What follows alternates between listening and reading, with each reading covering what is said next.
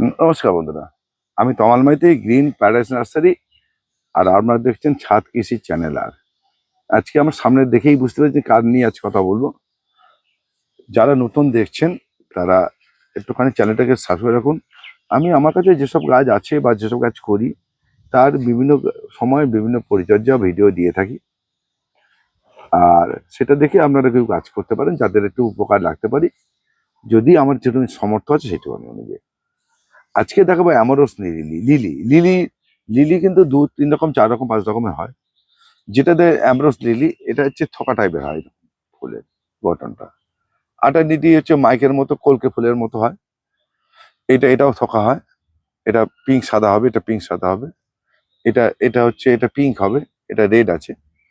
তা এই ধরনের এই গাছটা যেটা যারা করবেন ভাবছেন বা করবেন, এই ভাল্বগুলো কিনতে পাওয়া যায়, এর ভাল্ব কিনতে পাওয়া যায়।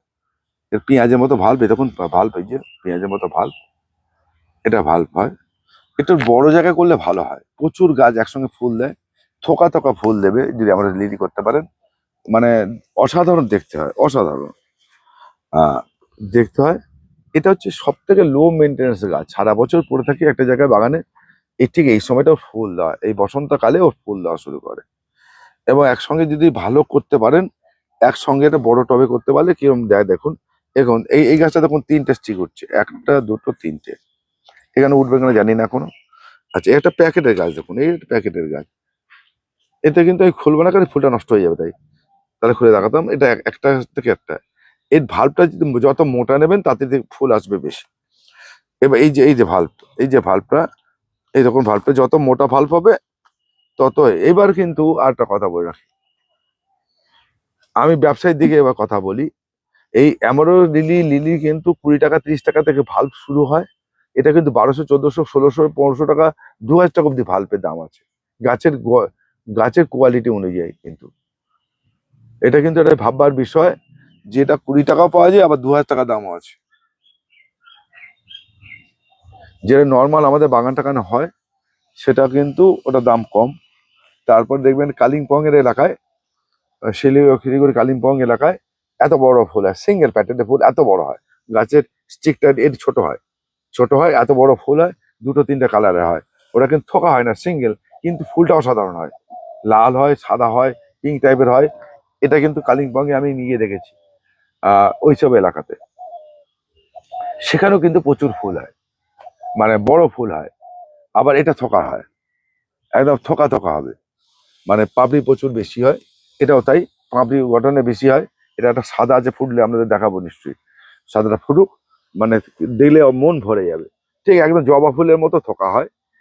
এইটা কিন্তু একটা জিনিস হচ্ছে, আপনারা এই মিডিয়াটা কখন সবসময় করবেন বালি মাটিতে। বালি 50%, মাটি 30%, ভার্মি কম্পোস্ট 20%।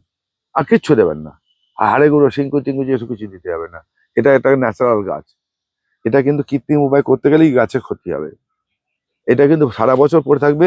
জল যদি পড়ে থাকে, যে বর্ষাকালে জল খেলে পচে যেতে পারে, এটা পেঁয়াজের মতো ভাল্ব, এ নষ্ট হয়ে যেতে পারে। সেহেতু আপনারা এমন ভাবে মিডিয়া করবেন, জল পড়লেও যেন জলটা বেরিয়ে যায়।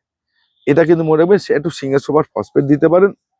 আর এই সারা বছরই গাছটাকে খেয়ে খেয়ে আস্তে আস্তে মোটা হয় পেঁয়াজটা, সারা বছর আপনাকে ফুল দিয়ে যাবে। এই যেমন এই বলছি, এই ধরনের মিডিয়া, এরকম এই যে মিডিয়াটা, এটা কিন্তু আপনারা মাটি খুব কম, মাটি বালি, এটা ঘাসের আমি বালি দিয়েছি, আর ঘাসের যে ওয়েস্টেজ মানে ঝেড়ে ফেলার পর সেটা দিয়েছি।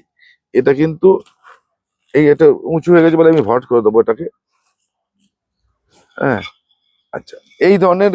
এইবার আপনারা যখন এই ফুল আসছে, তখন আপনারা এটা কি করবেন, বা এই সময়টা ফুল আসছে, কোনো গাছে ফুল আসেনি, কোন এসছে, তাহলে আপনারা কি করবেন এই সময়টা, আমি এর পরিচর্যাও বলে দিই ভালো হবে। তাহলে একে একটুখানি ভাতের ফ্যান দেবেন। ভাতের ফ্যানের সঙ্গে কি করবেন, একটু বায়োপটাশ মিশিয়ে নেবেন।